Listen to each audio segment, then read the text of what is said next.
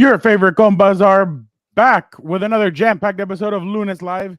Gilberto and I were in Vegas on Saturday for the Tank Benavides card. We'll recap the fights. Plus, we'll go over what happened at Clash at the Castle all the way from Scotland and the latest news on UFC 303, the card. Actually, I just saw that Volkanovski raised his hand and said, hey, I'm willing to step in. I don't care who it is. I'm willing to fight. So that's a company man right there, Gilberto. But we'll also talk about some of the stuff going on around the NFL, which revolves around coaches and GMs with the most pressure this season. And lastly, Vic, the producer, will join us for rapid fire. There will be no Dan this week because he is busy with whatever he's doing. And then obviously, Gilberto got him sick over the weekend. So no. Yeah, but all right, Gilberto, don't you have an engagement question for our viewers and or listeners? Yes, I do. Hopefully I figured this layout out perfectly, Fernando. But no, I'm the one going on vacation, so don't get me sick, Dan. If I get sick on vacation, you're never going to hear the end of it. But it's time for the engagement question. I don't know. I feel a little sick already. Damn you, Dan. It's time for the engagement question of the week. For today's episode, like Fernando mentioned, we're going to be talking about NFL pressure on coaches, pressure on GMs, pressure on players, pressures on franchises. So for the engagement question of the week, how about we get specific for this one? Which NFL head coach has the most pressure in 2024? Another word, you could phrase it, hot seat. You know, that seat's a little on fire already, before the summer break. But let me know, Mike McCarthy maybe for the Cowboys, Mike McDaniel for the Dolphins. What? Robert Saleh might be in the lead. Unexcused absence. What's going on, Robert Saleh for the New York Jets? But two unexcused absences. Yeah, but that's maybe your surprise team. We'll find out. And yeah, how about I know there's more. Oh, Nick Sirianni from the Eagles, maybe in the hot seat. So let us know in the comments right now. And damn you, Dan and Dago.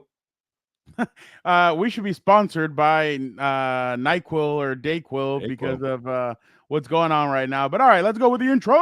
Compas on the beat. Let's get it. Let's go. Yeah. So where's Compas? Yeah, we are. There you go. There you go. Okay, all right. We got proof right there. That seems like he's asleep. Need you to wake up, Gilbert. There's a lot of energy. Come on, Gilbert. Let's go. Come on. Dan and Dago is at Moe's. I'll show you. I got it right. Okay, that's it. You guys, I am done with mine, but that's couldn't get better than a 2026 6th-round pick swap for a 7-rounder. So freaking love you, Chad. Hey, dude. Cool, man. Compas on the beat, man. Derwin James signing off, man. Watch Compas on the beat, man.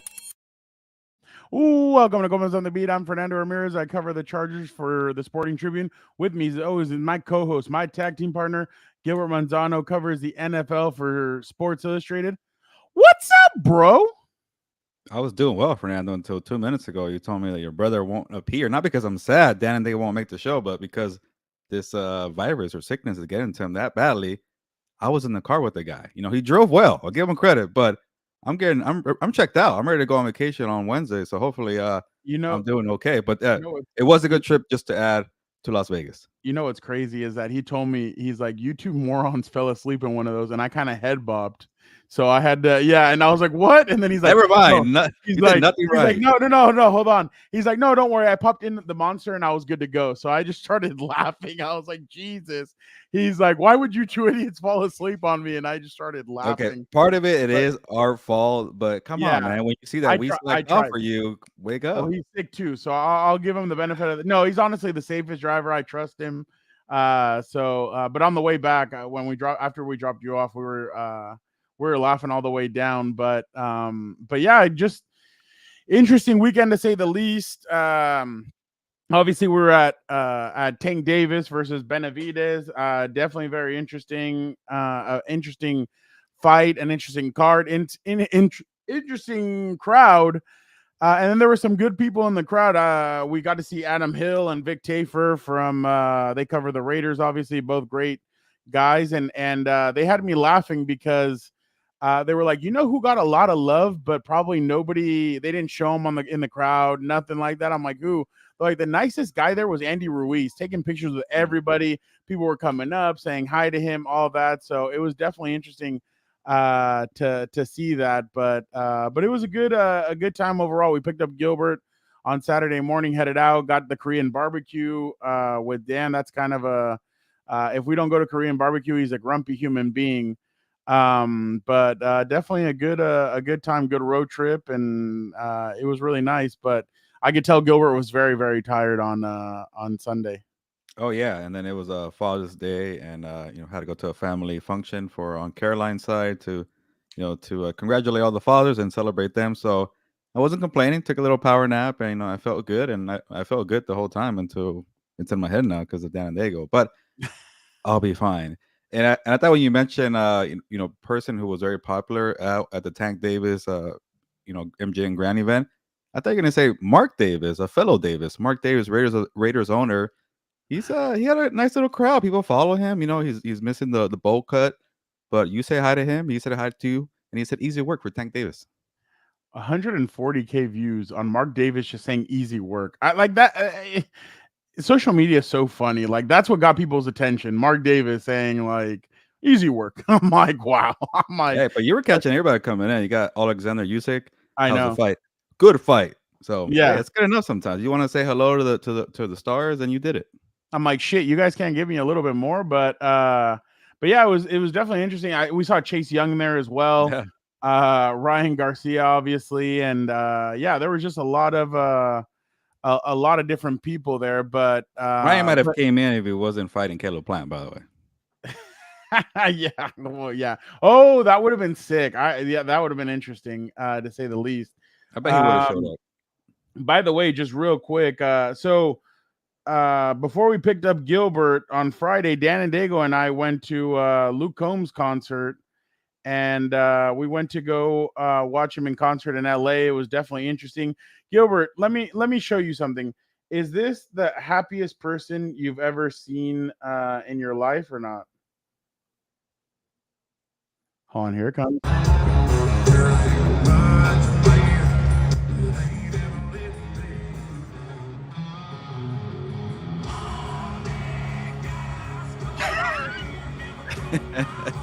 I know that song because of that. Wow. He was so excited. He was having so much fun. I was like, I'm glad we were able to. He has a typical Luke Combs outfit, Dude, I told him, I'm like, a hat and a beard. I'm like, people are gonna think that you're Luke Combs, like, especially the way he kind of looked with the beard and everything. But it was a lot of fun. It was definitely truly an interesting experience. That's true, Moy. Dan and Diego in his element. It was a lot of fun. The concert was great. What I was happy about, and Gilbert, I told you about this, is that he wore a Ram hat the next day. He wore a Chargers hat the first day. I'm like, I'm glad Dan was able to get the Charger day. Yeah, that's perfect. So, but you know what's funny? I saw somebody else that had tweeted out, Luke Combs is wearing a Ram hat, and then a lot of people in his came at his comments and he's like, yeah, but he wore a Charger one first, this, that. I think my tweet obviously was more generic of like, oh, hey, he's wearing a Charger hat. That was it. This guy was like trying to make it an emphasis that he was wearing it. You were stirring the pot. You know you were doing Fernando. Well, yeah, I know. I know what I was doing, but it was still funny. It was a great concert to say the least, and it was just a lot of fun to see him in concert. And I hadn't been. I mean, the night before I had seen Lunay and had the Chucky Lozano thing, so definitely a complete change of atmosphere. But Angel, you know what's funny? All he needs is the son of Odin to be there with him. Jimmy Butler and Luke Wilson came out to shotgun beers with him, so that was. I never would have thought I would have seen Jimmy Butler at Luke Wilson Combs concert. It's a weird pairing overall. Yeah, so Luke Wilson didn't chug the beer. He just kind of drank it while the other guy shotgunned it, and then he chucked his beer into the crowd. I'm like, what the hell do you do with a beer can? Like, oh, hey, Luke Wilson touched this. Like, nobody's gonna believe that. But imagine hanging out with those three guys. I feel like I will bother Luke Wilson the most. I'm like, hey, Luke, did you improve your Spanish? Because on Blue Streak, you're very terrible. Tengo los gatos en los pantalones. Oh my god, yeah. Well, I would have actually asked Jimmy Butler, did you actually have all that fun inside the bubble like they say you did, or not? Like, or will you eventually join the Lakers? Because every star player eventually joins the Lakers. Yeah, that's what it seems like. He's really been in LA a lot, but it was definitely a great concert. By the way, Angel, speaking of the sudden note of Odin being there, I actually did ask him on in minicamp, are you going to the concert? He's like, dude, I have to go home. I have a previous engagement. So yeah, I'm not gonna be able to go. I'm like, dang. He's like, a bunch of the players are going though. I'm like, oh wow, that would have been cool for it for that all that to materialize. But yeah, it was a great concert. Angel says he would have kept the beer if Justin Herbert threw it towards him. Can you imagine? By the way, Angel, if you would have kept it and during training camp you asked Herbert to sign it for you, like that would have been a great thing right there. But oh yeah, he wasn't he like something with Cam Brink. I think he went to a game and they said hello. Yeah. She is she's very beautiful.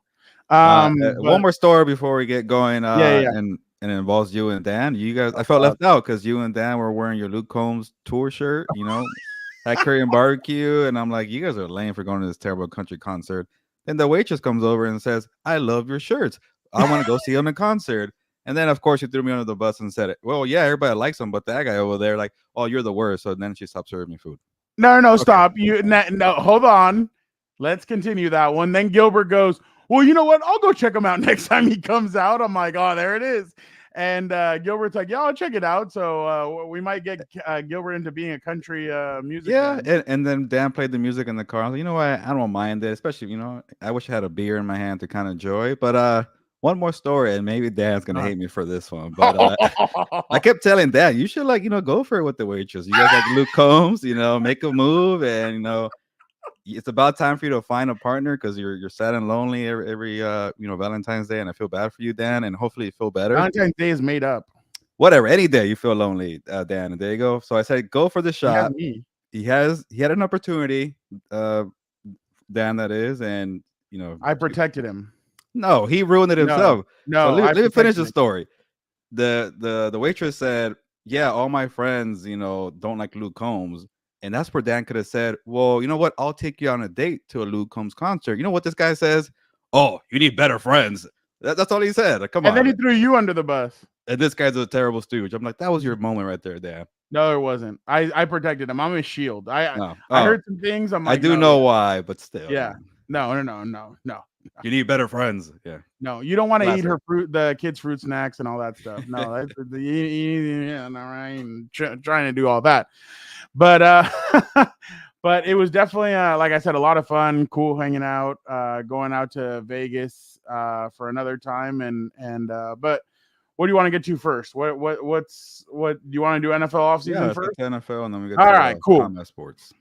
All right, so Gilbert, we were going to start with more pressure, all that stuff. I want to start with something else first. Oh my God, Fernando is changing it up. Yes, Gilbert, I am sorry, but I have to change it up because there was something interesting that happened in the world of football today. Well, two things that I do want to get your opinion on.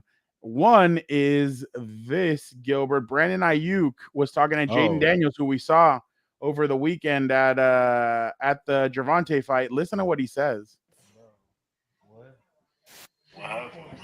They said they don't want me back. Who's they? Oh my. Bro, what? Gilbert, where are you kind of going with that? What do you think? For Jaden Daniels, I don't know if he's doing that for like leverage or what. Maybe. But yeah, it's like I told you about my pet peeve about NFL videos to get taken out of context. Maybe you could be talking about they don't want me back at the new I don't know. I can't say anything. But the new taco shop. Yeah, there you go. He maybe get the hell out of here. He did that for a reason. Okay, but it could be either for something else or like you mentioned, leverage for hey, let me put it on social media, let me put some pressure on the 49ers, just create some headlines, just create a controversy with the fan base. But I'll say it for Jaden Daniels, that'd be a big get for the Commanders. Then you got Scary Terry, McLaurin with Jaden Daniels. Then on the 49ers side, I'm like, why do you wait so late to do a trade? Then you speed up the process for developing Ricky Pearsall. You could have got probably a better draft pick in the offseason. And now you're going to kind of go with Deebo Samuel as your one legitimate wide receiver. So I don't know if it makes sense. Unless they get like a first-round pick from the Commanders who might not – I like them, but maybe they're not good. And the pick becomes a top 10 pick. I could definitely see that. But if you're the 49ers, you're all in. You want to have a stacked roster. What the hell are you doing trying to trade them right now? not just that, Gilbert. Teams should look at, and I don't like comparing it, but again, this is the team that I cover. This year, the Chargers were going to slowly bring up Quentin Johnston. Mike Williams gets hurt. They throw him in there right at his position, and he struggled. It took him a little bit to kind of get going. You don't want to do that same thing with your wide receiver, especially when you quote unquote have gone all in. Also, when you're about to have to pay your quarterback pretty soon a new contract. This is kind of, I mean, this is an opportunity that you can't let go to waste. I mean, you were a couple plays away from beating the Chiefs in the Super Bowl and winning the Super Bowl yourself, and you haven't gotten over that hump. You don't think you should go into this season with him? I mean, let's look at the two receivers right off the bat. Brandon Ayuk, his rookie year, 748, 5 touchdowns. 2021, 826, 5 touchdowns. Here comes the jump. 2022, 1,015 yards, 8 touchdowns. Here goes another jump. 2023, 1,342 yards, 7 touchdowns. All right, now let's take a look at Deebo Samuel. And I'm taking the rushing yards out of this. 800 yards the first year, 391 the next, when he only played in 7 games, though. The next season, 1,405 yards. The season after that, 632. He did miss 4 games. Then last season, 892. He missed just 2 games. So I don't know. I'm just saying there is a little bit of a difference there where one player is slowly gone up. Yeah. The other one's gone. Yeah. So, and then the style of play, I know everybody likes this. And I just saw that Luke McCaffrey is now taking, allegedly, that Luke McCaffrey is taking handoffs over with the Commanders. There's a lot of hype for him, by the way. You're not going to recreate the same, but yeah, it's going to be hard to recreate the same thing with his brother. Yeah. But if we're going based off of not Christian, if we're going off of Ayuk and numbers, I kind of agree with you. You've said it from the beginning. Yeah. You would trade Deebo Samuel because the whole running back and then receiver thing, he's going to take a lot of hits. He got hurt in that what was it, in the divisional? He was I remember he got hurt, then he was able to come back and he was fine. But I still think that he kind of does a little wear and tear with the different ways that he plays. I would go more towards trading Deebo Samuel than I would Brandon Ayuk.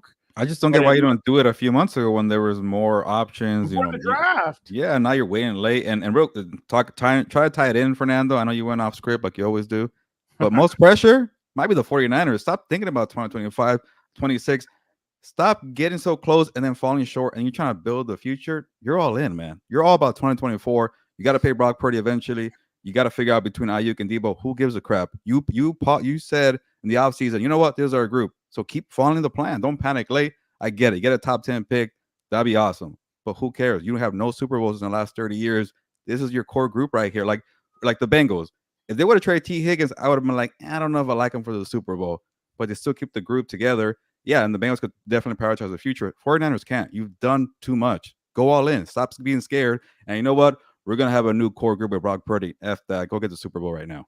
No, I completely agree with you. It's just ridiculous when you hear some of this stuff. And I would try and mend the fence, do something to try and keep Ayuk one more year, go all in, and then see what happens. Maybe because this is what's going to end up happening. I feel like they're going to trade him.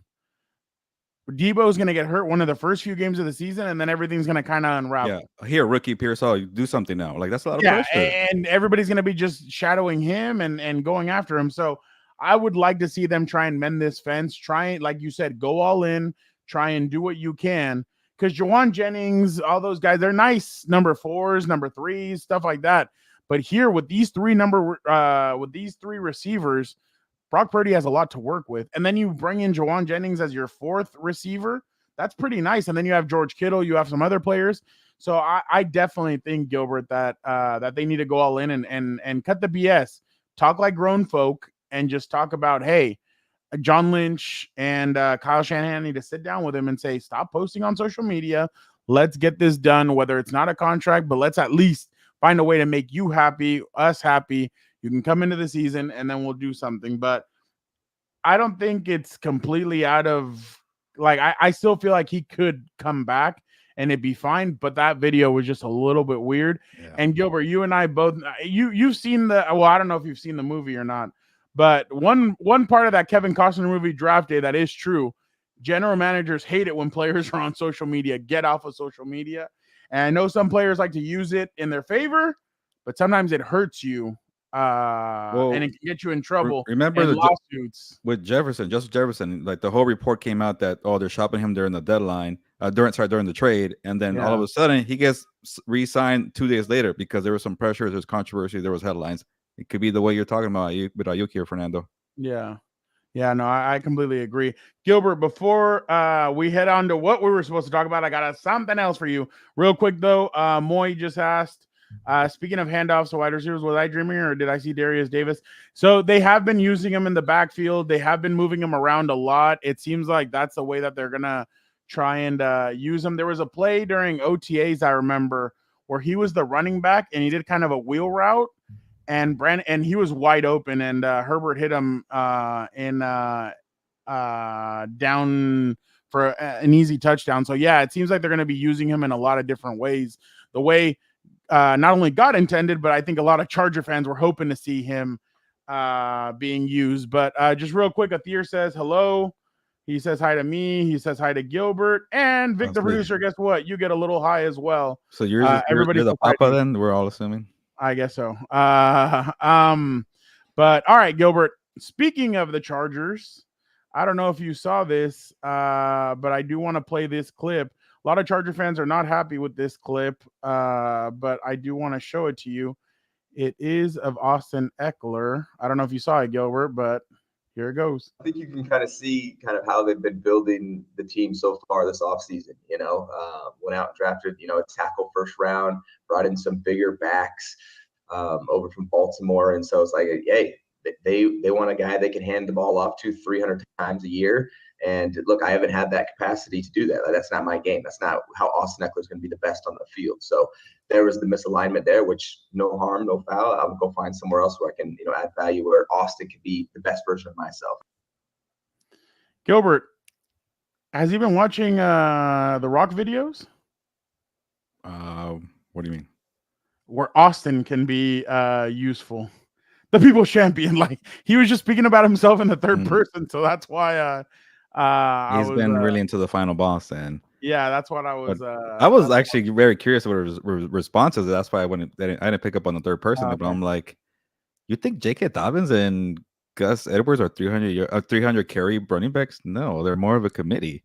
They're more of a 110. Yeah, they're not 110. And then maybe the rookie and Darius Davis split the other 110. Yeah. So yeah. And then like Austin, he sounded like he wanted to stay, but that's not who he is with 300 carries. I'm like, I don't even think there was an option Austin to stay with the Chargers. So, it didn't work out. And maybe he, there is some kind of, I don't want to say sour grapes, but something brewing there that the last couple of years, and to defend Austin on this point, the Chargers didn't use him right. They did try to, make him the one number lead back. And you've always said it, Fernando. Melvin Gordon and Austin were at their best when they were a committee there. So I don't think the Chargers are trying to have a 300 carry running back with Jim Harbaugh, but maybe Brandon Staley, Tom Telesco era were trying to make him that because they couldn't find a number two, or they tried and they kept striking out. And that's more on the team there. So, but I could see the frustration with Austin Eckler though. Yeah, no, I completely agree with that, and I feel like, I feel like in a sense, like, Eckler maybe wanted to stay for the teammates. He knew everybody. But it was just one of those things where, and I remember I said it, and I did catch some flack for it, but Austin was very good during the season. But then he turned into an LA Dodger in a sense where towards the back end of the season, he would be kind of gassed because of every way they had to use him. I remember a couple of years ago, he came back from injury and he was playing. They were playing in Buffalo. I think it was the COVID year. Remember, Gilbert? And they had to use, and he was on the field, I think, like 90% of the time. And that was his first game back from injury. That's the thing. The Chargers didn't have a dependable number two behind him, like we just said. And they had to use him so much that he was just gassed by the end of the year. And that's why I know a lot of fans he caught a lot of flack from fans in that Jacksonville game. But that's not just on him. That's like a lot of it also comes from the general manager, the head coach that didn't get a second back, a third back. That's why you always have to be prepared. And that's why I've said that some coaches, like you see them and they go get 2-3 running backs. Like look at the Eagles. The Eagles always have 1, 2, 3. Like when they won the Super Bowl, they had LeGarrette Blount. They had the kid that caught the touchdown in the end zone. I can't remember his name right now. But they've always had numerous backs. The Patriots, when they won the Super Bowl, they've always had Sonny Michel. They always had I can't remember the rest of them. Huh? Yeah, LeGarrette Blount for a bit. LeGarrette Blount. Yeah. There you go. LeGarrette Blount. They've always had a James White. There you go. James White. They've always had a mixture of running backs. That's what the good teams do. They have numerous guys in there so that just in case an injury happens, they have more backs. They can. And another thing the Patriots do is that they had different backs that do different things. And I feel like that's what needed to happen. So yeah, this is completely different. Austin's more of I'll run the football, but I also like catching out of the backfield and making plays that way. That's going to help, by the way, the rookie Jaden Daniels. When you have a friendly target out of the backfield and Austin Eckler, my only issue with that committee there, I don't know if Brian Robinson's that guy to be your workhorse. Yeah. I know last year was kind of whatever. His rookie year, he was okay. But Austin and Brian Robinson, I'm not sure I like it, but I like Austin Eckler, the pass catcher. Yeah, no, I do too. The running back is there. He's had some moments, but then there's also moments where you're like last year, except for that Miami Dolphins game, everything else was just not very good when it came to running the football. Yeah, so, I think he might have lost some of that explosiveness where you can miss tackles, and when you're that size, you better be good at breaking tackles and missing them. But hey, who knows? Maybe being injury free might help him out. Moy, just real quick, Theo, if you have a question, go ahead and I'll literally ask guys to step up. Wait, what? Angel said, I'll agree with Austin. He would literally ask guys. He did. He did. He would say, hey, I need some of you guys to kind of, I wrote about it numerous times. He did want guys to step up because I'm sure he felt the exhaustion. Yeah. So Fernando, am I crazier? I would say the thing said might have rubbed teammates the wrong way. I don't think it rubbed teammates the wrong way. I think when you're in a locker room, I think teammates understand that guys have different agendas, guys have different viewpoints, whether it's in life, football, whatever. I think everybody kind of respected that, and everybody just kind of stayed out of each other's way. So I don't think you're never going to be liked by every single guy in the locker room. I'll just say that. Like there was players that didn't like Phillip Rivers. There were guys that didn't like other players. So there's always you're not always going to be liked by everybody in the locker room. So yeah, I'm sure there's players that don't get along with him and didn't like him, but it's just it's different to say the least. And then just last one, and then we'll move on to finally what we were scheduled to talk about. Austin was on his best last year. I remember he broke the tackle last year and they caught. Oh, he's talking about that Green Bay game. Yeah, I see that one constantly being used when it comes to that. But all right. Last week we spoke about something about the MMQB. I can't remember what it was, Gilbert, where you guys came out with a list. Oh, worst offseason moves of last year. So this week we're gonna piggyback off of Gilberto and the rest of the MMQB staff. They do a great job over there, so make sure you guys check that out. They spoke about coaches and general managers with the most pressure this season. So Gilbert, I'm going to give you a list. You tell me. We'll go with coaches. What do you want to go with first? GMs, or do you want to go with? You know what? Yeah, let's go with GMs and then coaches. All right, let's do it. Terry Fontenot, Joe Douglas, Shane, yeah. John Lynch, Chris Ballard, Trent Baalke, or Chris Greer, or somebody that is not even on the list. You know what? Can I take two? Or I don't know. I don't want to take one of yours. Go ahead. It's only you and I, so yeah, go ahead. Okay. We already spoke about John Lynch and because of the 49ers, but I don't know if did I consider pressure with like almost losing your job, or just you got to have some kind of productive season? I think it's both. I don't think John Lynch will lose his job, so I will probably put less pressure. San Diego's own. There is pressure though. What was that? Just San Diego's own John Lynch. Oh, there you go. But I don't think he has like that much pressure, but there is a lot of pressure on the team to finally get it done. So I'll go with people who might get fired, and I'll go with the New York teams here. And I think Joe Douglas is an obvious one, Fernando. And, I forgot that he's been around since 2019. Like he's at 2019, 2021, like 5 seasons of no playoff success. Like this is Tom Telesco territory. You're halfway in to going 10, 12 years with like not much success here. So 5 years is a long time. And I think Joe Douglas got lucky with Aaron Rodgers because once Aaron Rodgers went down, it felt like, you know what? Throw away the season. We'll try it again with the same group. And I know Woody Johnson maybe thought about firing Joe Douglas, Robert Saleh, also 3 years of not much going into year 4 and no offense success here. But everybody's just tying their wagon to Aaron Rodgers. Please stay healthy, Aaron Rodgers. We might not excuse your absence, but we really need you for the season. So there's definitely a lot of pressure on Joe Douglas. And yeah, he could say, you know what, I drafted Sauce Gardner, I drafted Garrett Wilson, but there's a lot of players out there, and Quentin Williams too. So that's kind of, again, Tom Telesco, where you do hit on some of your draft picks, but there's no success on the field. There's no victories here. So I think Joe Douglas definitely, if it doesn't work with Aaron Rodgers the second time around, I could definitely see a total wipeout of the front office, the quarterback, and the GM here. So, and also with Joe Shane, like you bet on Daniel Jones 2 years ago when everybody kept saying don't pay Daniel Jones 3 years. I don't know what the number is that you're throwing up. You're just going with 3 general managers. That's 2. I said John Lynch. I'm not counting because I feel like people who might get fired, and Joe Shane, you put money into Daniel Jones and then you're doing it again. You didn't even trade up to get a quarterback. That's why I knock the Vikings and the Giants because you kind of just sat back and waited, and the Vikings got McCarthy and the Giants just said, F it, one more year with Daniel Jones. So if that doesn't work out, that's on you, Joe Shane. Okay, Adir, real quick, we will answer your question as soon as we're done with this segment. So just sit tight, but we will get to it. I'm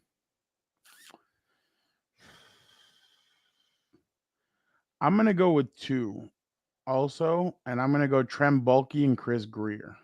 I like Chris Greer. That's a good one. Chris Greer, you're damned if you do, damned if you don't. If you pay Tua Tagovailoa and they are terrible this year, you could potentially get fired.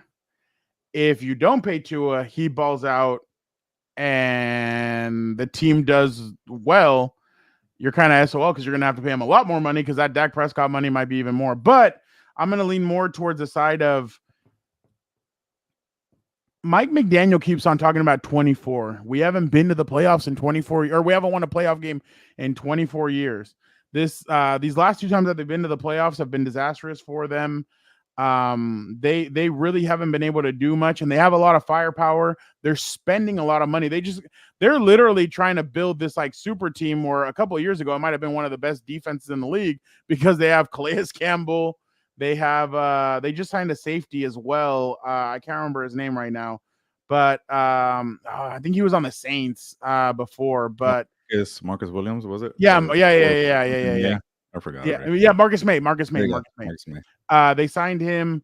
They have 2 of the fastest receivers in the NFL, but your offensive line is bad and you didn't address it. Tua has lost weight, and your running game was very good last year, but can they replicate? So I just think that the frustration is going to start getting there if they don't win football games this year. And this year they're going to have a tougher schedule. They're going to face tougher opponents. And then the rest of the conference got a lot better. Houston has gotten a lot better. I keep on saying it. I still think it. I think the Jets are going to be a lot better this year. I think there's going to be a lot of teams that are going to be a lot better. I don't think the Patriots will be a doormat like they have been the last few years. I think they're going to be tougher this year, especially because they were missing Matthew Judon down the stretch as well. So your division got harder, and then the rest of the conference has gotten harder.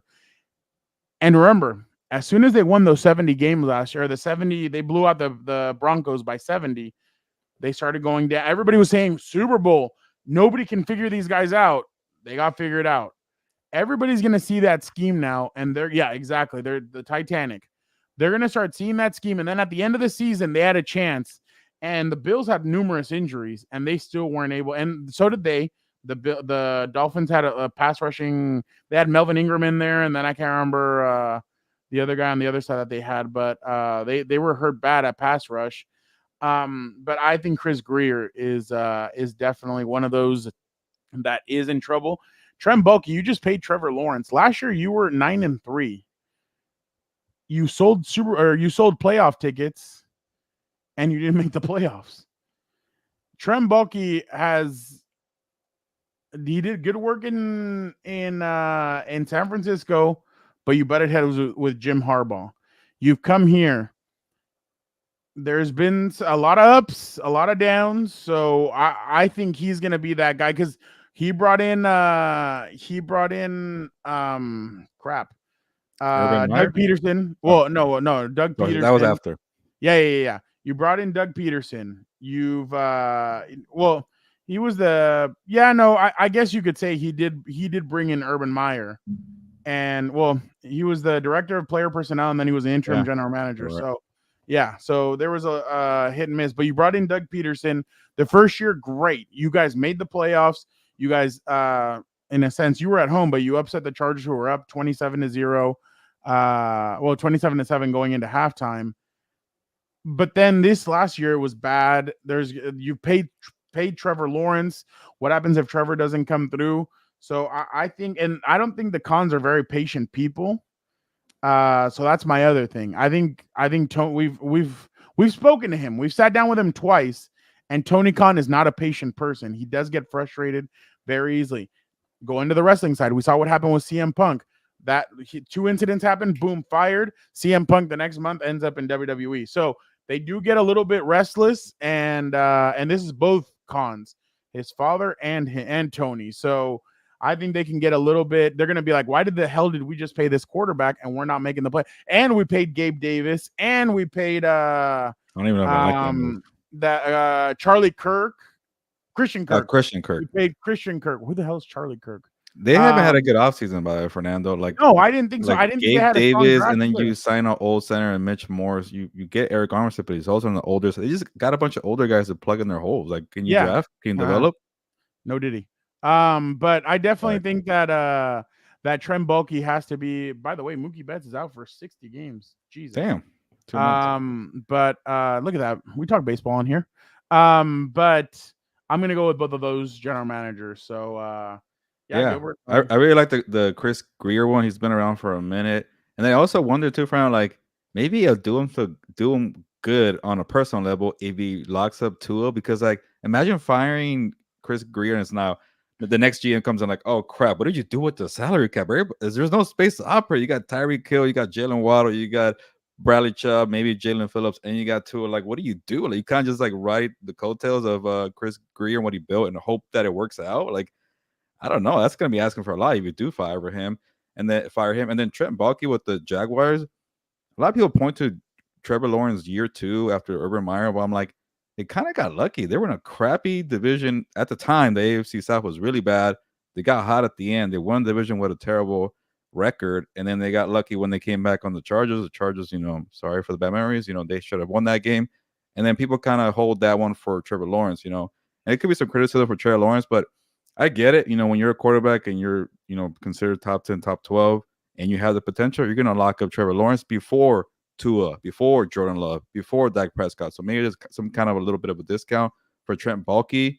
But overall, I don't know what they're doing. I do like Josh Allen. I'm not even sure if he didn't draft Josh Allen. So that's not a point for Baalke there. So you got Allen and you got Lawrence locked up. Besides that, there's not much to look at for him. The other Josh Allen. Yeah, from the Jaguars. No, I know. But that's what they call him. They call him. He should make his own brand like the other Josh Allen. Like something that would be pretty badass for him to do. But all right, Gilbert, let's go over to head coaches. Yes, Gilbert, you may have 2 if you need. Okay. But I'm not gonna let you take one. I'm not gonna. Oh, here he is. Lame trying to blame me for being sick. Your curse on me rebounded. You're the one that, like, every time you go to Vegas, either you forget something important or you're sick or I don't know. It's just a bunch of excuses, mister. I can't hang out with the guys at the end of the night, but whatever. You're not here to be to defend yourself, so I'll go easy on you. But go ahead. All right. I'm not going to let you choose Mike McCarthy, though, because you already wrote about him. So I'm going to let you go. All right, Gilbert. So Nick Sirianni, Robert Saleh, Mike McDaniel, Doug Peterson, Kyle Shanahan, John Harbaugh, and Brian Daboll. Yeah, I think John Harbaugh's a lifer, so I'm going to move him over. I know people knock Shanahan. I know you and Victor and Dan are more critical, but he gets there. He gets to the damn big game, so I'm going to move him out too. Peterson could be one. I'll give you. I already had the Jets. I think. Jorge, where the hell have you been? Have you been on vacation or what? I know, man. What's up, Jorge? It's been a minute. The Chargers have just signed Ladd McConkey to a 4-year deal today. So, It Rookie is the contract. most guaranteed money in NFL history for the 34th pick overall. Oh, now we're doing little I history guess there. that's what Very Ian. specific history there. Yeah, The I know. for 34th real. pick in the NFL. Whatever. Maybe Yeah, that's how good he's gonna be, Gilbert. maybe. Was it Jeff Miller who wrote that he might be the number one option? And I No, bet. no, Jeff didn't write that. Jeff just Okay, put that he's I everybody was else gonna. ran with it and said, no, I'm not shitting I was on you. gonna say I No, haven't no, read no, the story, no, but no, no, I no, know how these no. things go. You write It's something the positive, aggregators. and then it Yeah. takes out of context. I know what Jeff wouldn't Yeah, just flat out no. say that. Lad just been like I told you and Dan on the podcast. Lad's been that guy that when that day that he slipped and that he didn't catch that pass, Herbert goes, dude, get up. He's like, we all go through it, go over again, and let's do this correctly. He did it, and boom, they so he has been a favorite target of Herbert, but I just wouldn't say he's the number one option yet. He has caught a lot of his passes. Herbert, I think, likes throwing to him. He spoke highly about him during the presser, but yeah, I just think that was taken out of context. Yeah, the second I saw the completely. notification, number one, I'm like, I gotta read Yeah. this Jeff story because I don't think he would just say. Yeah, that. no, Anoint him, that's not what Jeff Miller said. especially in June. But yeah, but remember, but now it's mini camp. It's yeah. It's in just training bad. camp, if you see the progression, then yeah, you could do it. But that's a different topic, and I'll get to the point. I like Nick Sirianni, but there is a lot of pressure, and it's pressure not only to just deliver wins, but also you might get fired. So that's definitely a lot of pressure right there for Sirianni, who somewhat got lucky to have a job last year because with the Eagles fan base, man, they don't care that you've gone to the Super Bowl in the last 2 or 3 years. They don't care about success from whatever year. They want it. They want recent success. They want you coming off a playoff season, and when you have a 10-1 record and you choke that away with a terrible defense, and that's on the GM there, Howie Roseman there. So I thought it was maybe the right move to get Sirianni, one more year. And sometimes when you give a coach one more year, it doesn't work out the way. I just feel like with the Eagles, there's always a lot of pressure. Hey, don't screw it up. Sometimes you have a good coach, and sometimes it doesn't go the way you want to. And I think he's a good coach. So, but if you do that again 2 years in a row, you might not get lucky. And if it comes out to Howie Roseman and Nick Sirianni, you know who they're going to pick, Howie Roseman. So I could definitely see Sirianni, especially if he doesn't nail the OC hire because they really struggled last year with Brian Johnson. If Jalen Hurts, AJ Brown, and Devontae Smith are arguing again, that could be a long year for Nick Sirianni.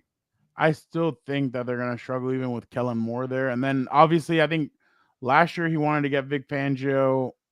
This year they finally got him. So that'll be interesting to see what they end up doing. But I'm going to stay away from Mike McDaniel and Doug Peterson because I already spoke about their general managers. Mike McCarthy's too easy, so I'm not going to go there because like I said, Coach Prime is coming to Dallas. I can't go John Harbaugh because I'm with you. I think he's just okay. You know what? I'm gonna go with Mike McDaniel. F it. I already kind of talked myself into it. Brian Dable to me is too easy to talk about. Mike McCarthy's too easy to talk about. So I'm gonna give myself more of a challenge. I think Mike McDaniel came in and everybody was so excited about his system. Everybody was so excited about everything that he was doing. I think everybody's funny that he's quirky. He's a little dorky. Like he says some weird stuff. Yeah. So I just think that it was just one of those things where Jorge, I think Mike Tomlin just got a contract extension, so I don't think they'll fire him. Yeah. Mike McDaniel's system is fun, but when the going gets tough, that system hasn't been all that that system hasn't been all that great. So I think he's definitely on the hot seat. And I think this is the thing about Mike McDaniel, and like I said, like everybody likes the flashiness. Everybody likes to point at the Washington head or the coaches that became head coaches. Everybody talks about Sean McVay, LaFleur, him. Like it's a great pick. We even extended it because the Eagle or the Houston Texans OC was on there too. So I definitely think that he's on the hot seat. I think if Tua doesn't perform well, I think if there's frustration between the receivers, because let's be honest, like Tyreek Hill already came out and voiced that he wants to be paid again, essentially. So what's going to happen there? So and I'm gonna go with the same thing that I've said about the Houston Texans in a sense. There's a lot of different personalities on this team now. And I just don't know how all these personalities are going to mix. Calais Campbell's a veteran that wants to win before he's done. Is he going to get frustrated with the nonsense that you kind of see sometimes from some of these guys? There is times where you see nonsense from Jalen Waddle on the field. There is times where you see nonsense from Tyreek Hill on the field. There is times where you see nonsense from these guys. So how's a veteran like him going to take some of this stuff? So that's kind of my thing. And then obviously Xavier Howard is no longer there. So what's that secondary going to look like? So there's just little things here that I just don't think that this is a good season for Mike McDaniel. I think it's a dangerous season, especially with some of the elements that are on this team. I think they're going all in. I completely think they're going all in. But I just don't think all in is going to end up being what they expected, especially because they're missing Christian Wilkins too. That guy's been a big addition. I know somebody went on he had a hot take. He said the Raiders are going to have the best defensive line in the NFL. Holy crap, what a smoking hot take. But I truly think that I truly think that they're going to miss him. They're going to miss some of the pass rushers that are obviously out with injuries. And Jalen Phillips and I can't remember who else got hurt, but Bradley Chubb, they lost Andrew Ginkle. And to go off your point, Fernando, like 3 years of hearing like this guy's a genius, he's an offensive guru. Like when it's not working, your scheme's like, okay, like what else you got, man? Like all these funny jokes on wearing Yeezys and Jordans, like yeah, that's cool. But like when it gets stuff like you said, when it's December football, big boy football, physical football, and you still don't know how to adjust in game, all that offensive guru crap, people start forgetting about it. And also, if you're Chris Greer and the draft rolls around, like, hey, and Mike's like, give me that fast guy. Mike, you got to be kidding me. Another fast guy. You can't even make it work with all these fast guys. Enough is enough. So all this scheme, being a guru, after 3 years, it could get tiring and people roll their eyes and saying, where's the success? You went all in. And what do you have to show for it? 0 playoff victories. Yeah, I just I just think that they had Chase Claypool last year. Yeah. Chase Claypool's now with They keep trying it. Buffalo. After a while, Chris Greer's like, shut up, man. Like, let me do it my way. No, I completely agree. It's just too many fast guys, too many there's too much. And you need a guy that can move the chains. And I don't feel like they have that kind of guy. They either have home run hitters.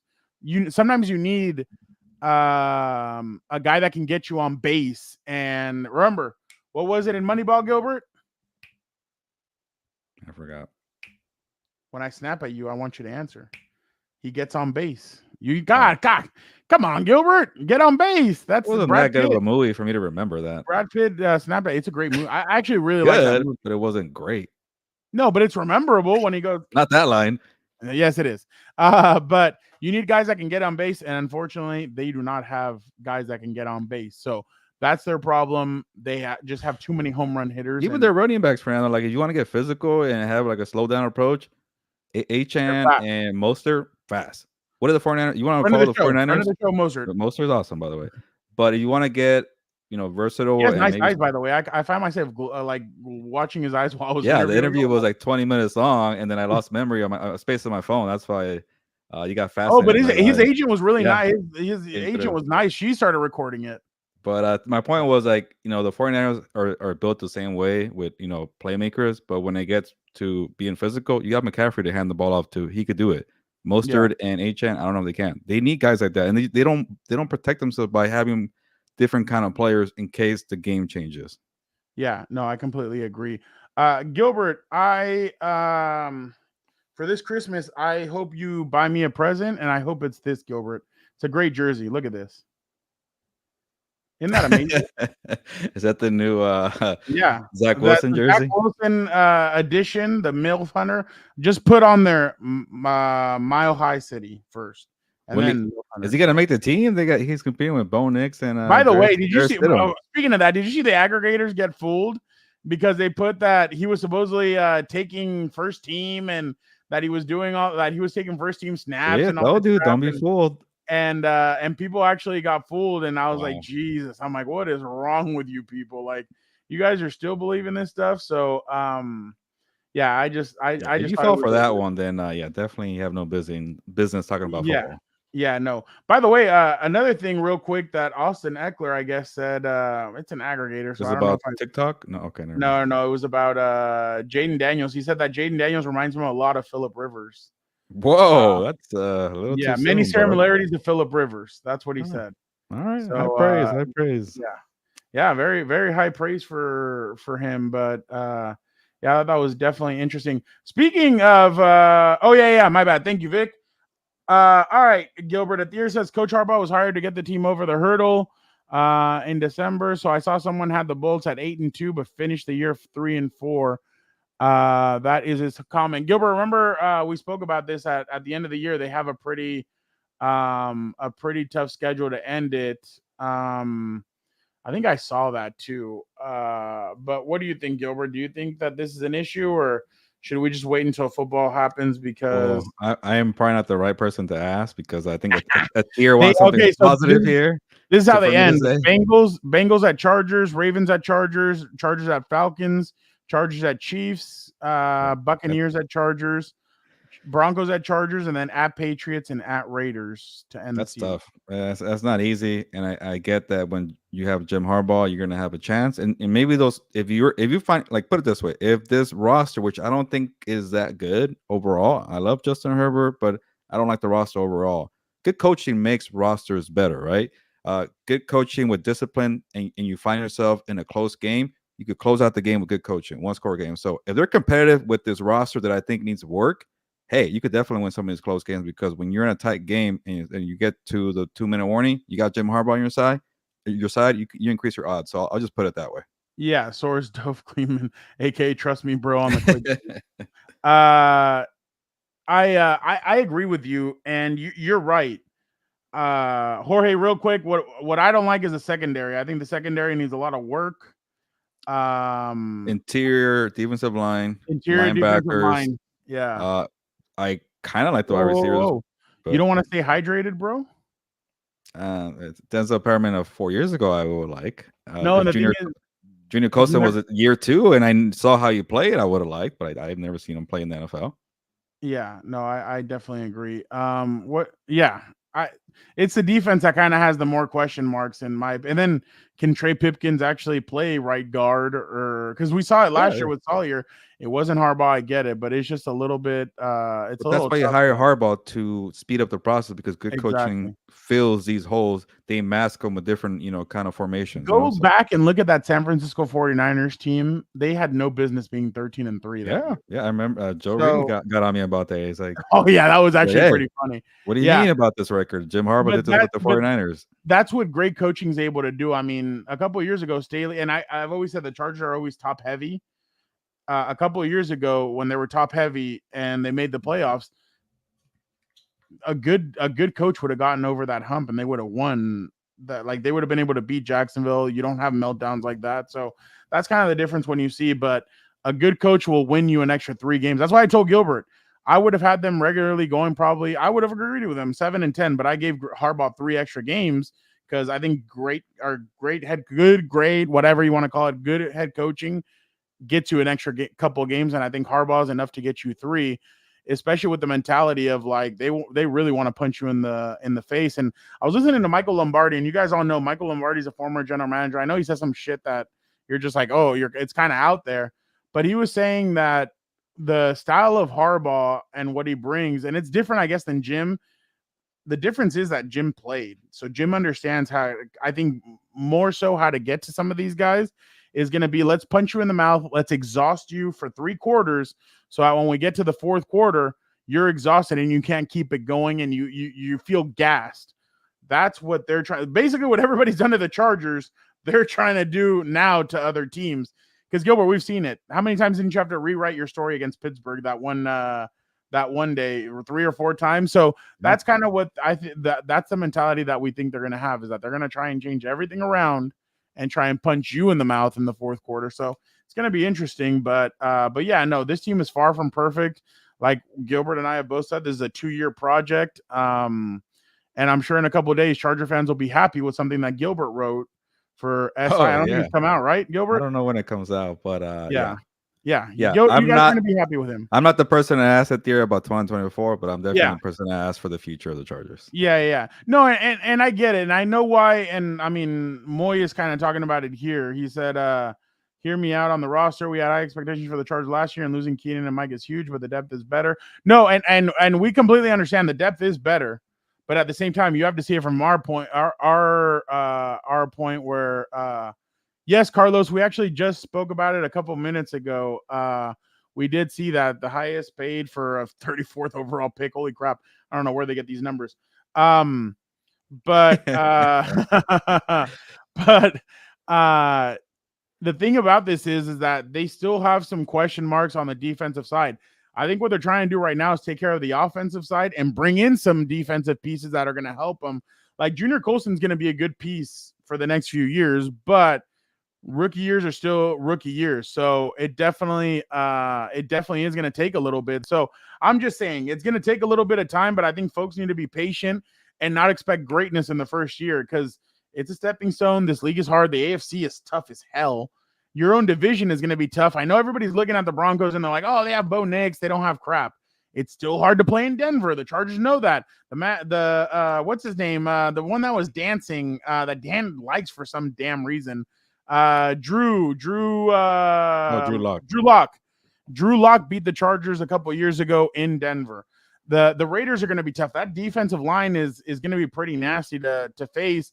They obviously have the weapons on offense. I don't know if they have the quarterback. By the way, Gilbert, we needed the four of us one day need to come up with some picks on who we think is going to start when injured. I like when we did that last year. I thought it was really good. So we'll see what happens. But I've been saying since Harbaugh got hired, Charger fans need to be patient. This roster was far from good when he came in. Yeah, there were some good pieces, but they are a ways away from being a very good roster. Yeah, they're going to make the playoffs definitely. Like the stamp of approval or whatever, they're far from that. But it's going to take some time, and I think right now they're doing a good job.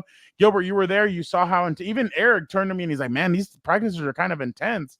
He's like, most of the teams are, and he actually asked Harbaugh about it. Everybody's in baseball caps and T-shirts, and they're just kind of walking through it. And these guys are over here. Flying around on the phone. Dude, there was one play where Stone Smart like jumped up in the air like if he was Shaquille O'Neal, came down and kind of hit himself on the grass, and you're like, he was slow to get up a little bit, but it's like one of those things where you're like, dude, I get it, but at the same time, it's also June. So just you're seeing a lot of effort, and a lot of guys that were not brought in by the previous coaching, by this coaching staff, are trying to show out and show things for the coach. So you admire the way that they're going, but yeah, I would just preach patience. Yeah, if I'm being we got to move on, Fernando. But I'll just say this: if they're winning the games they're supposed to win, and there's no tripping in Denver, there's no tripping in Las Vegas or whatever, and they're jumping out to a big standings league, like I don't know, say they get to 8-2 before the hard stretch, those are all good signs because the Chargers don't make it easy. If Jim Harbaugh's making it easy, then definitely be happy. Real quick, Gilbert, this is June. I'm going to go Chiefs, Chargers, Raiders, Broncos. I don't disagree. Okay. Two teams with quarterbacks. I'll give them the 1 and 2. Gilbert, just quickly. Oh, crap. I didn't see what time it was. Okay, let's jump over. Yeah. Real quick, Gilbert, what did you make of this? They're all looking to get into these games. The defense out there right now, you see defense can go out there and play with a lot of energy, but someone's got to get the ball down the field and try to open this field up a little bit. It's a lot of horizontal passes, and the defenders are swarming and trying to punch the ball out. So make them defend every blade of grass. That's what we say. You know what? Obviously, there's not much to take away from that, but I like that the attention was on him, right? So what you want to do sometimes, you talk too much. You want to have the spotlight. It's your first time kind of on camera for an audition. He didn't. He got to the point, moved over, and said, "Hey, Joe Cloud, what do you think?" That's professional right there. He was looking on both sides too. Jorge wants to know what product you use in your hair. I think it's called Pacino's pomade. There you go. Shine. I need to shine. Gilbert, obviously we were in Vegas for the sponsor us, by the way, because that was a promo. There you go. Tank and Benavidez fight. You guys can go check out. We said most of what we had to say in the what's it called? Check that out. The recap. Yeah, the recap. So make sure you guys check that out. But Gilbert, just real quick, Tank Davis, who is he fighting? Who do you think he's fighting next? Well, I try to think about it from I guess promotional standpoint. He's with PBC. Lomachenko's not with PBC. Ryan Garcia's not with PBC. Shakur Stevens is not with PBC. That leaves Pitbull Cruz. And I think if you want to keep it all in house, there's enough of a fan base for Pitbull Cruz, beloved Mexican boxer. There was enough in the first fight to say, hey, Pitbull has a chance with Tank because Tank, I think Frank Martin did well early, but he still destroyed him at the end of the day. I keep watching the replay of the knockout for now because I keep finding more things that Tank Davis did. A little setting up the uppercut, coming back with, like I told you, he was knocked out. He was dazed with the uppercut, and then he comes back and said, "I'm not waiting around." Boom, with the kill shot with the left hand there. So Gervonta, I think, is going to go to Pitbull Cruz. That's my guess because Pitbull fights in August. Maybe you kind of wait out for December comeback. But hey, if you work out a deal with Lomachenko, that'll be my number 2. Say that PBC is saying, you know what, we need a money fight. We got to make money here. Top rank, Bob Arum, pick up the phone. Let's do some business here. That could be definitely maybe like the second high option. I think the Shakur Stevenson, they're going to try to build it up. If they somehow build up Shakur Stevenson, he's a younger guy. But Lomachenko and Tank is ready to go, man. And if you're following the Mayweather playbook, now it's time to get big name, experience, but also a little older. That's Lomachenko. I have an opponent for him. Are you ready? Who is it? Get out of here. We're not at that stage of Gervonta's career where he's going for only the bag in the UFC world. I put in the clause that I had to be 5'8" when I walked in there. I could weigh in at 5'11", but I got to be 5'8" when I walk in there. I'm like, I can't do that. Yeah. What? Yeah. I thought that would get more chuckles. Tough crowd. Well, let's fucking get into some UFC news. We're done with that boxing bullshit. I'd knock Gervonta out. Let's just end it on that. Can I tell you, I actually enjoy, as a WWE guy, I enjoy this kind of crap. Like where these guys kind of, when they throw it at each other and they're like, I would knock out that UFC guy. That UFC guy says I would knock out that boxing guy. UFC guys can't throw combinations. They don't know how to punch. Like they can't, and they don't know how to take a shot either. They just punch. Yeah, they just punch. These are the people who think Conor McGregor did well against Mayweather. No, he held them up for 10 rounds. Like, stop, please, enough. I don't like these crossovers. And Ngannou had a nice show against Tyson Fury, but Fury maybe wasn't all in it. But people like him. I got to deal with it. I just don't like these crossover fights. I don't. Are we going to Mexico City for Floyd Mayweather and Gotti? I don't give a crap. I don't even know there. When I found out that there was 3, I'm like, what happened to the second one? I heard about the first one because of the brawl, but then you told me that was number 2. I'm like, what the hell was the first one then? I had this is number 3 actually, I guess. But I'm saying, like, I didn't know there was 3 fights already. I didn't know. I thought the brawl was 1. What was the other one? I have no idea. Yeah, no, that's gonna be funny. Gilbert, something or nothing. Caleb Plant and Ryan Garcia. So again, this is where I get annoyed with the casuals. Ryan Garcia and Caleb Plant, they should fight each other. Hold up. Well, one is fighting at 168. There's weight classes for a reason. The other one, he couldn't make weight at 140, but he still fights at 144 to 147. That's more than 20 pounds difference. But if you're Caleb Plant, you might want to cut weight because of the things he's saying about his wife. Those are definitely fighting words. So maybe Caleb come down to 160 and then Ryan goes to 160. I'll be into it, but I'm not the biggest supporter of Caleb Plant in the ring. Anytime he has like somebody with a post, he comes up short. And then Ryan Garcia, obviously, there's just a lot of chaos with him. I don't know what to believe with that guy sometimes. But friend of the show. He was impressive with Devin Haney. He is a friend of the show. So if they somehow work out the weight class, why not? But Ryan Garcia has called out in the last few months. He called out Dave Benavidez. So would you called out Fundora? He called out Tank. Like, just pick a weight class for the custody of his wife. WWE style or what? This is Triple H and Stephanie McMahon and Test. You know what? WWE should come up and boxing with a pay-per-view. Custody of Dominic Mysterio, Liv Morgan versus Rhea Ripley, and then on the other side, Caleb. Hey, when you got Ryan Garcia starting the storylines, you have plenty of material. Hey, you're not kidding on that. Gilbert, real quick, Jorge is asking, do you think McGregor will ever fight again? He says his guess is no. I want to say no. Obviously, I was actually even surprised that he finally agreed to a fight and there was a date. But then I kind of pat myself on the back when he pulled out. I'm like, there's something off here. I don't get how he's gonna plan it. When he was doing the whole Roadhouse media tour, he did not look all there. So then he got it, and then something happened. I don't think we're getting the full story, Fernando. I really don't. Like, I don't know what's going on with him, but in terms of injuries, but the pull-out merchant now it's Conor McGregor. No Diddy. All right, let's go real quick to WWE. Gilbert, obviously, Clash at the Castle. I'll just hit one thing and one thing only, and that is Drew McIntyre and CM Punk. Obviously, Gilbert. I can use this because it was not WWE that posted it. It was somebody there. Gilbert, you have to listen to this audio. This thing is the greatest thing ever. Where is it? Is it this? Yes. Watch that. Listen to this. Let me put the volume up so you can hear the whole thing. So Drew McIntyre. Damn. Drew McIntyre is pinning I can't even see who the guy is. That's awesome. Watch this. Listen to this. 1, 2, you piece of shit! You fucking bastard! Fuck you! Fuck you, fuck! And then he turns around like, oh crap, it's CM Punk. By the way, Drew McIntyre, the way he acted in that was amazing. But obviously CM Punk. But Gilbert, obviously CM Punk came in and screwed Drew McIntyre, and he's like, that's the second time I've screwed you. By the way, this rivalry, Gilbert, was she sounds like a keeper.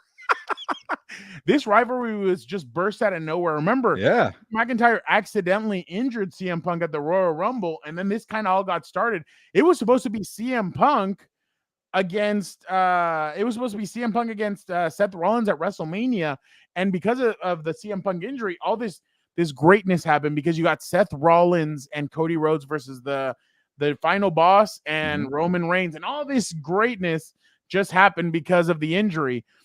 So here we are. We sit at about reportedly CM Punk will not be able to be doing anything physical at Money in the Bank. So I'm fully expecting CM Punk at SummerSlam versus Drew McIntyre, but I felt so bad for Drew. And I remember, Gilbert, I messed up last week. I said, oh, I think Drew finally gets over. No, WWE, and I was thinking about the Vince McMahon era. That's why I did not think that they were going to win the I thought he was going to win the championship because I thought, well, it's Triple H. I think Triple H is a lot better when it comes to this stuff. And no, this tells me one or two things. One, obviously the whole Drew thing.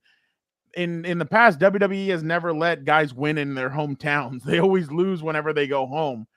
But I think in one of those, they kind of built up Drew now to the point where when he finally wins that championship, it's going to be a thing of beauty. And I think fans are going to really, that pop is going to be crazy. But look at what his hometown of Scotland did after he lost.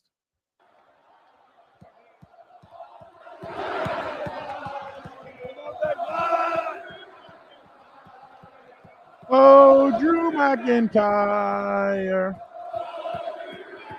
So that is an incredible ovation. That is great to see his home fans. Let me ask you this, Fernando, because I am actually enjoying the storyline, and I wasn't the biggest Drew McIntyre or CM Punk fan, and now that they're two people I don't really care for, I care about the storyline now. When I saw CM Punk, come through, obviously we're in Vegas, but I watched it later. I'm like, this guy's doing a good job of kind of hiding his face. You don't know what the hell's going on. It's a whole mystery, and then even that video you played on the Jumbotron, you can't even see who's the ref. So that's all gold to annoy people and then shock them.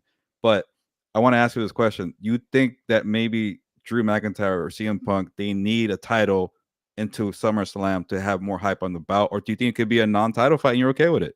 But that also leaves the question, what the hell do you do with Damian Priest? I think it'd be fine with a non-title fight. I think him and Gunther might go at it look, this was my second point.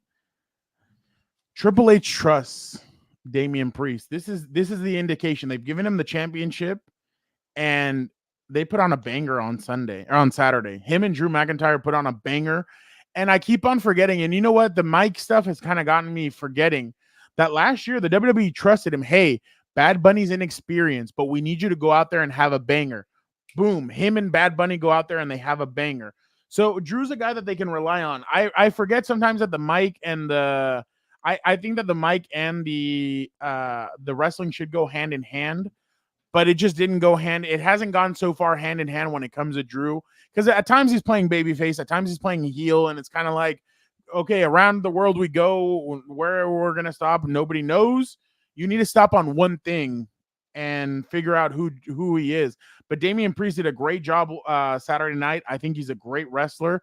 And you know what? I would say I think he needs to keep the championship a little bit longer. Money in the Bank, man. I would give it to Finn Balor. I'd love to see Finn and Damian Priest kind of squabbling. Right now the hot topic is Jey Uso's going to win it. For what? Jey Uso, I know he's really hot, and I know the fans love him. I just don't know if he needs to have the championship. I think I would start him off with the Intercontinental and see if he can handle that, and then move him up. So I think Finn Balor would be my clear choice right now for men. Finn Balor's been a good soldier as of late, Gilbert. He's been great. He's lost the most matches in this year so far. That shouldn't be happening. Finn Balor is one of the best wrestlers in the world. This should not be happening. So I think they've kind of screwed him. Here's a way to kind of give him an attaboy. He wins the Money in the Bank, and then you see what you do moving forward. Maybe he throws for a curveball and he ends up beating Cody Rhodes for the championship. Who knows? But I would like to see them kind of give Finn Balor a little bit of due. But I don't need Cody Rhodes I don't need Drew McIntyre and CM Punk to be for a championship. I think their story is big enough to where they don't need it, and they can do something great without a championship. I think the mic is going to be incredible, and I think they're going to be doing a lot of good stuff with it. So I don't think they need it. And by the way, the Liv Morgan, this is all freaking Judgment Day today. The Liv Morgan Dominic Mysterio storyline. Did you see she wished him a happy Daddy's Day yesterday on Father's Day? Like, nice, bro. One thing I would have already folded. Like oh yeah, yeah, mommy back home. I don't know, bro. I might have folded, but but I think that storyline's great. The only thing is, it might be overshadowing the championship a little bit more. It might be overshadowing the championship a little bit, but I think the storyline is perfect, and I think they're doing a really good job with the temptation between both of them. So right now, I think the Judgment Day are still on top. I know Mommy's not there, but I still think they're doing a great job all around. But yes, to answer all your questions, I think right now it's all Judgment Day on Monday Night Raw. I think they're really carrying the Monday Night Raw side without Seth Rollins, without Becky Lynch. I think they're carrying it, and they're doing a good job of kind of carrying the program, because anytime Liv does anything with Dominic, it's the most viewed video on YouTube for WWE. So people are watching. Yeah, so keep it going. And like you mentioned with the whole CM Punk getting injured with Drew McIntyre unintentionally, and just sort of the storyline that came from it, and for Triple H to notice that and pick it up, I like it. Getting people like me to care, and obviously Dominic Mysterio stay strong. Yeah, no, I definitely agree. Gilbert, just two final things, and then we'll head out for a little bit. But will you now watch Notre Dame games knowing that Jerome Bettis, Plexico Burris, and Ike Taylor all have sons that'll be going to the Irish? They've all committed to play there. Will you be watching with their sons going? Not really. I'm not really a big college football guy anyways, but it's pretty cool to see teammates and have who played in the NFL together with the Steelers and having their sons play together at a big program like Notre Dame. That's pretty cool for them. But I don't know what I'll be watching. They all look exactly like their fathers, by the way. Gilbert, will you be watching Hard Knocks? There's 3 different versions of Hard Knocks now this year. Yeah. Oh my God. New York Giants, New York Giants off-season edition, free agency, the draft. I actually want to see what happened with that 6th overall pick. What kind of calls they got. And what kind of what did they do in free agency? They didn't do anything. They got Brian Burns. Oh, okay, that'll be interesting. The Chicago Bears regular training camp version, and then in season will be the AFC North: Bengals, Browns, Steelers, Ravens. I'm sure Tom Telesco prayed to La Virgencita that they wouldn't do the AFC West because he did not want that to happen. But will you be watching? Any of those Hard Knocks? Okay, well, this is funny, Fernando, because for Fact or Fiction that comes out on Tuesday, plug there, I did mention the Hard Knocks new installment of AFC North, and it took me a couple paragraphs into my story to realize that I was writing about the in-season one, not the summer one. I'm like, how many freaking versions do they have? So I was bashing the the version for the summer, and then I was like, oh, it's the Bears. And I'm like, what the hell? The Giants have one too. The point is, I don't give a crap. I'm so None of over them. Hard Knocks. I don't care about them. Why do you have 3? But when they have 3, it makes me feel like they actually have a good audience for all of them. So do what you got to do is making money. But Fernando, it's kind of stale. It's Which one will you watch? The Bears. You're gonna watch the Bears. Well, I like the more traditional one, and also like in the off season, I really don't want to watch so much football, or at least And in season, we're too busy to watch. Yeah, we're that. too busy. So the summer, it gets you ready for the season. But I get that maybe it's gone a little stale. But I'll say this: I was critical of the AFC North one because you know what it reminded me of, and it was already bad with 2 teams. The COVID year, we were part of that one. The Chargers and the Rams. They kept going back and forth. I'm like, where's the character development? I can't get attached to players and coaches when you're going from Chargers to the Rams. Now imagine 4 freaking teams. But I did kind of catch myself because it wasn't a 3-week show. It's more of a season. So you have more time to develop the characters and get everybody their due. But 4 teams in the middle of the season, I don't care. Like, I really don't. But there's an audience apparently. Gilbert, speaking of audience, what do you think of this walk-in? You know how players, when they walk in, they have cameras on them? What do you think of this walk-in? This is Stephen A. Smith. I guess is he that big time that he needs to walk in, or he's being funny? Well, the way he gets paid, I think he is. But you see how they had to get a watermark on this shit? That reminds me, I got to get going, Fernando. But I'm gonna pat myself in the back again because all of a sudden Tank Davis puts on a show this weekend with a nasty knockout, and you got Stephen A. Smith. You got all the people who have their talking shows saying it's time to put Tank Davis in your top 3 pound for pound. Who had him a couple months ago? Me. And people called you, and people were not happy with you. When casual doesn't know boxing, but I had Tank behind Usyk and Terrence Crawford. I'm gonna say my list looks pretty good, so forget y'all. Jorge, not a lot of teams do their own shows though. There's some that do production wise, but not a lot of teams give you the insight, I guess, that Hard Knocks does. I know the Chargers do All In. I don't know if they're going to do it this year. We have not received word if they will or they not. But like Jeff Miller, Dan, and I both, all 3 of us said, if they're going to do a Hard Knocks or an actual All In, this year should be the year they go all in and completely show everything. Don't go, not after a 2-game loss, you go back to training camp and show this or show that. No, go all in. Gilberto, you should tweet that out to Stephen A. Yeah, you should have had Tank in your top 3 before the fight. Come on, Gilbert. Last thing, happy anniversary to the Lakers and Ron Artest. I don't know if you remember this, Gilbert, from a couple years ago. Go ahead, I'll tell you later. So good. He made us feel so good. And he passed me the ball. He never passed me the ball. And he passed me the ball. Kobe passed me the ball. And I shot a 3. And Phil didn't want me to shoot the 3. I heard him. Because he's the Zen master, so he can speak to you without, he can speak to you and he don't need a microphone. You can hear him in your head. Ron, don't shoot. I said, whatever. Your brother, for some strange reason, in the car was playing Ron Artest, True Warrior, his hip hop song. And I'm like, why are you playing this? And 2, why do I know this song? And I'm like, oh, wait, because that was when Ron Artest won the championship. Yeah. He was going on the summer tour of the title and also being a rapper, having the song Champions. And I'm like, oh, okay. That's why I know it. I don't feel too bad about it. Yeah. No, I completely agree. Today is also the anniversary of the OJ on the Run. Wow, thank you, Victor producer, for that one. Damn, and no Dan, and we have that, so we're gonna have to pocket that one. But why not play it? It's Dan's a freaking legend.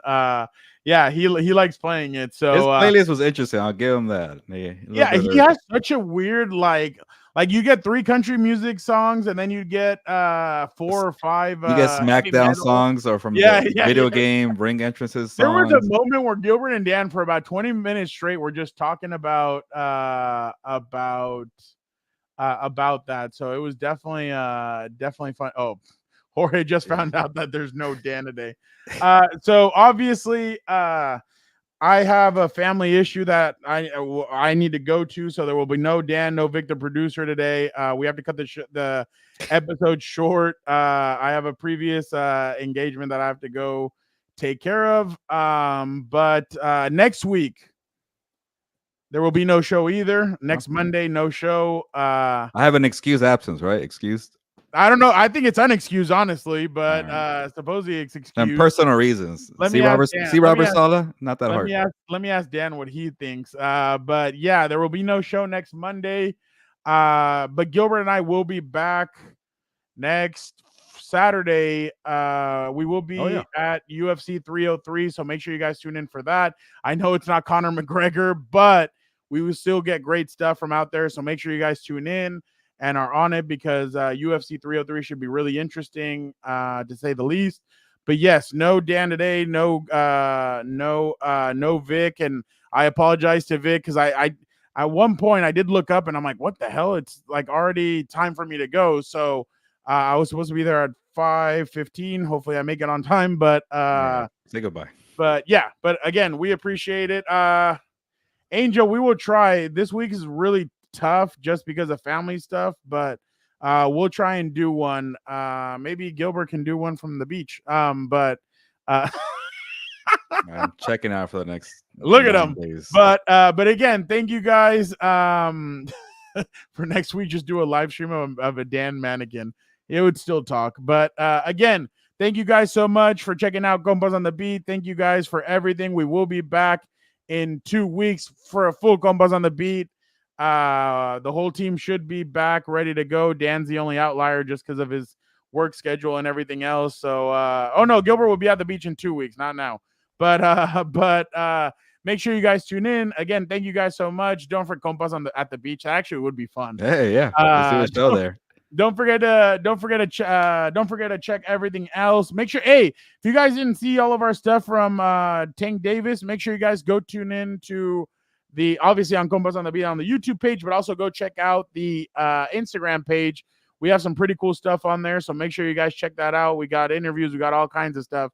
So make sure you guys check it out. Again, thank you guys so much. Don't forget to like, comment, subscribe.